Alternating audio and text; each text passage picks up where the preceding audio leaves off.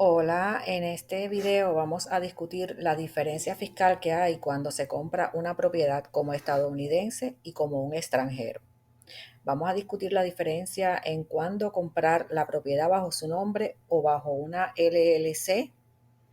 Vamos a discutir cómo funciona y cuánto impuesto es que va a pagar la propiedad de alquiler. Y vamos a hablar de cuáles son las deducciones y los gastos que puede descontar para los impuestos. También vamos a estar un poquito más en detalle en lo que es la depreciación y vamos a dar el punto final, un ejemplo con números. Primero vamos a dar la teoría y al final vamos a dar un ejemplo con números para que visualmente, o sea, o para que puedan visualizar cuánto impuesto es que va a pagar dependiendo de sus ingresos. Hay una diferencia entre que un estadounidense compre una propiedad o un extranjero. Esa es la pregunta que muchas veces me hacen algunas personas, ¿verdad? Y yo le puedo decir que relativamente no hay mucha diferencia. En la mayoría de los casos es la misma cantidad de impuestos que paga un estadounidense comparado con un extranjero. La diferencia más grande viene al momento de comprar la propiedad, porque si el extranjero va a comprar la propiedad bajo un préstamo hipotecario, regularmente el banco hipotecario exige que el extranjero dé un pago inicial o un down payment más alto que si fuera un estadounidense.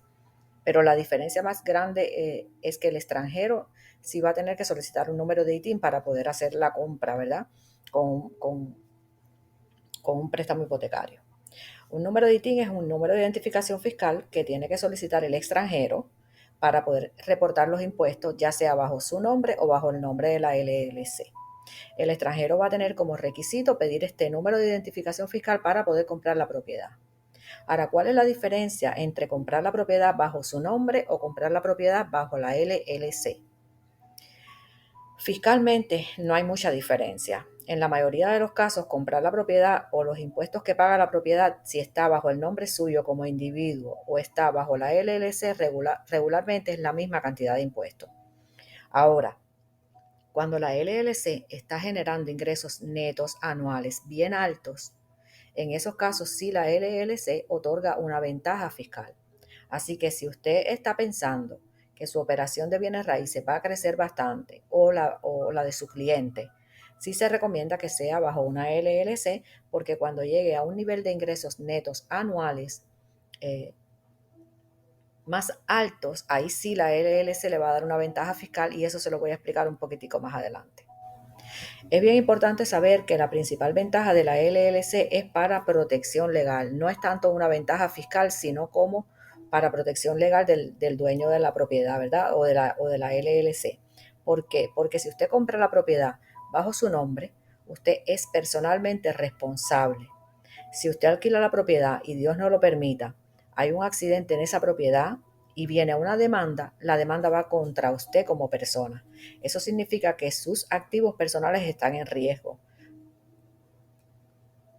¿Qué ocurre con la LLC? Aunque usted sea el dueño de la LLC, si la LLC es el dueño de la propiedad, la LLC es la que alquila la propiedad. Si viene una demanda, la demanda va contra la empresa, no contra usted como individuo, lo que significa que sus activos personales están protegidos. Por ejemplo, su casa, la casa donde usted vive, sus cuentas de banco, su crédito. Ahora, ¿cómo funcionan los impuestos cuando compra la propiedad bajo su nombre? Si compra la propiedad bajo su nombre, el gobierno le exige que usted reporte ese ingreso de alquiler bajo un anexo E. El anexo E va dentro de la declaración de impuestos personales, que es el formulario 1040 NR para extranjeros y 1040 para los ciudadanos de los Estados Unidos. Y para llenar este formulario, en caso de que sea extranjero, la persona va a tener que tener un número de ITIN, como ya ustedes saben. Ahora, bajo el anexo E se reporta el ingreso anual del alquiler de la propiedad o las propiedades, se reportan los gastos y deducciones de impuestos, que lo vamos a discutir un poquito más adelante, y al final de año va a tener su ganancia o su pérdida. Si tiene pérdida, usted hace el reporte pero no paga impuestos. ¿Por qué? Porque si se paga impuestos solamente de la ganancia neta, no del ingreso bruto. La ganancia neta se reporta en la declaración de impuesto individual y paga el impuesto federal como individuo, que empieza en el 10%. Pero dependiendo de la ganancia neta, podría ser un poco más alto. De la tabla actual del 2023 de los impuestos de los Estados Unidos. Aclaro que es 2023 porque esto puede cambiar en el futuro, pero normalmente no fluctúa tanto. Ya sabes, si la ganancia neta de su propiedad es 9.875 o menos, por ejemplo, estamos poniendo un ejemplo ahora mismo, va a pagar un impuesto del 10% como lo indica la tabla, pero si es mayor, pues caería en otra parte de la tabla fiscal. Usted puede ver la tabla del impuesto a la renta en la página del IRS. Yo les voy a dejar debajo el enlace para que la puedan mirar en caso de que así lo quieran. Es importante saber que la ventaja de esto es que la ganancia neta de su renta de alquiler de la propiedad no paga el impuesto alto del 15.3% de seguro social porque el ingreso de alquiler de la propiedad se considera un ingreso pasivo. El ingreso pasivo no paga impuesto de seguro social. Ahora, si lo que usted va a hacer es comprar propiedades para arreglarlas y venderlas, lo que se llama flipping, eso no es un ingreso pasivo, eso es un ingreso activo y en ese caso sí habría que pagar el impuesto sobre el seguro social. ¿Qué ocurre cuando se compra la propiedad bajo una LLC? Aquí cambia un poquito la cosa. Si la LLC es de un solo dueño, el IRS dice que esta LLC de un solo dueño va a llenar el mismo formulario anexo E, pero a nombre de la empresa.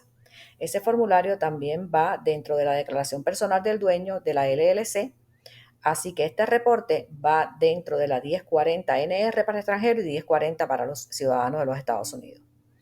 Para llenar este formulario, igual el extranjero va a necesitar un número de ITIN. La LLC va a tener su propio número de identificación fiscal. El número de identificación fiscal de la empresa, aunque tenga el Employer ID, tiene que completar el anexo E que va dentro de la declaración de impuestos personales del dueño. Y funciona similar. Va a tener que poner su alquiler anual, sus gastos, sus ganancias, las pérdidas, exactamente igual que si fuera que si la propiedad estuviera a nombre del dueño y no de la LLC. ¿Qué ocurre cuando la LLC tiene más de un dueño? Cuando la LLC tiene dos o más dueños, la designación automática para los taxes no es en el anexo E, sino que ahora es en el formulario 1065, que es un formulario un poquito más complejo y se tiene que completar en caso de que la LLC tenga dos dueños o más. El ingreso de alquiler se reporta en la 1065, también va a tener sus deducciones, va a tener sus ganancias y sus pérdidas. Si hay pérdidas, se envía el reporte 1065, que es un reporte aparte. La 1065 no va dentro de los taxes del dueño, se manda la 1065 sola. Si hay pérdida, se envía el reporte, pero se envía sin un pago de impuestos. O sea, no se pagan impuestos en este formulario. Cuando hay ganancia, esta ganancia se divide entre los dueños dependiendo del porcentaje de unidades del dueño. Por ejemplo, si este dueño es 50% y el otro dueño es 50%, esa ganancia neta se va a ir un 50% para uno y un 50% para el otro.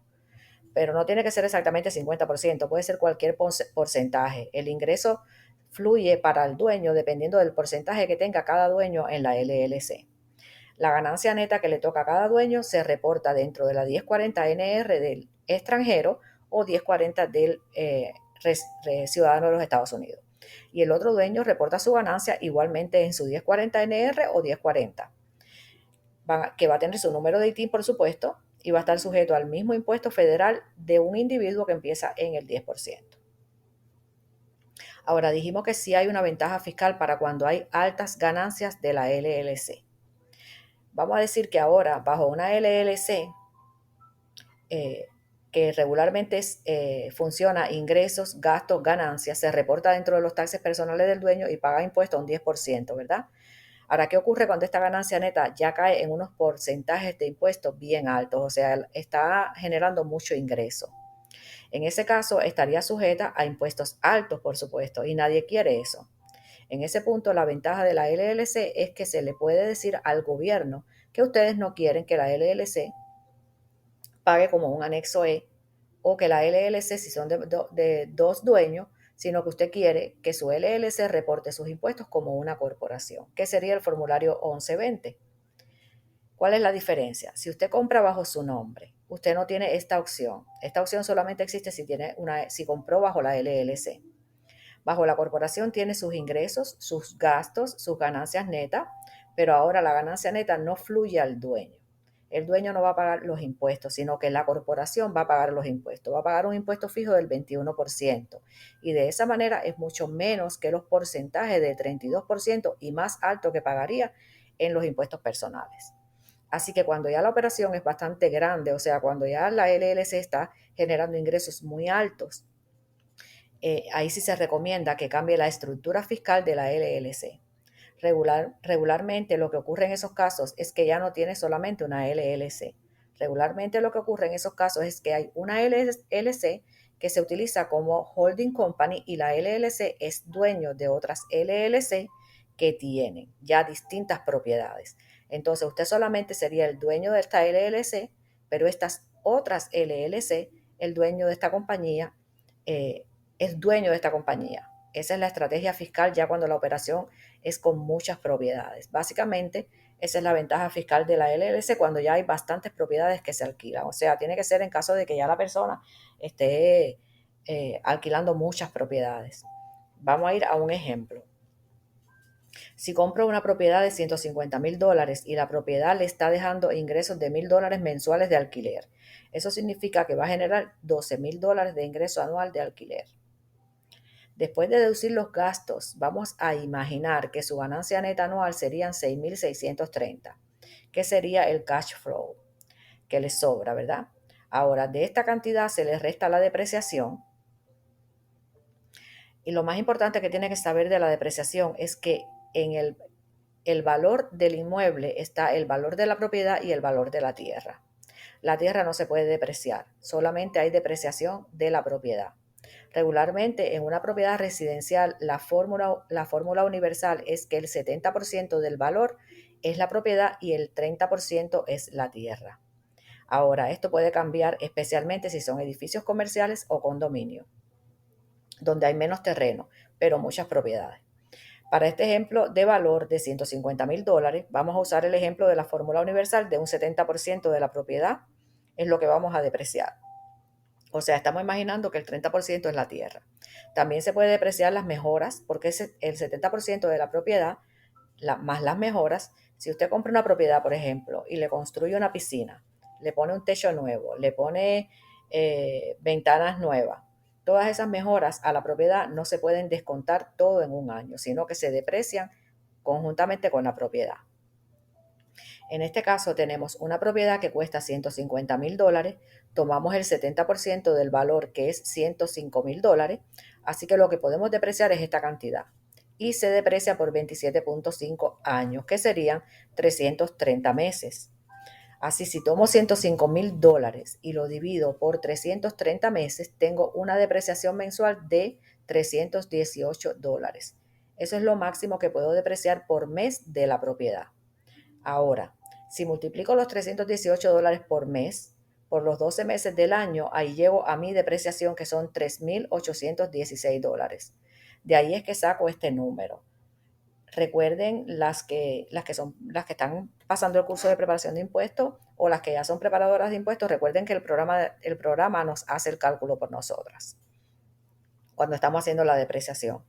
Entonces, de la ganancia neta anual, que es lo que usted recibió como cash flow para los impuestos, cuando hago el reporte fiscal, le descuento también la depreciación y me va a quedar una ganancia neta anual para los impuestos de 2,812. O sea, después de poner todos los gastos que tuvimos y hacer la depreciación de la cantidad que recibimos de ingreso, solamente nos está quedando $2,812. Después de verificar la tabla fiscal para determinar la tasa de impuesto que debo pagar, y en este caso cae bajo la tasa del 10%, tendría que pagar por esta propiedad $281,20.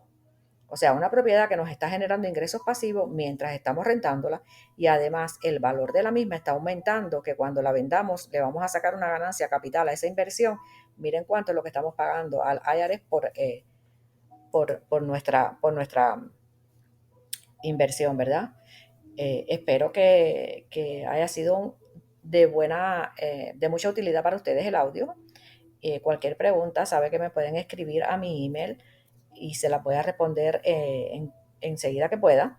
Le doy las gracias por escucharme y que tengan un bendecido día.